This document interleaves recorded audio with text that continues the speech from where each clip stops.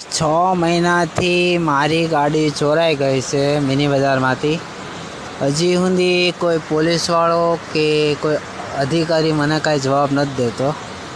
કૃપયા કરીને મને મારી ગાડી મળશે કે નહીં મળે.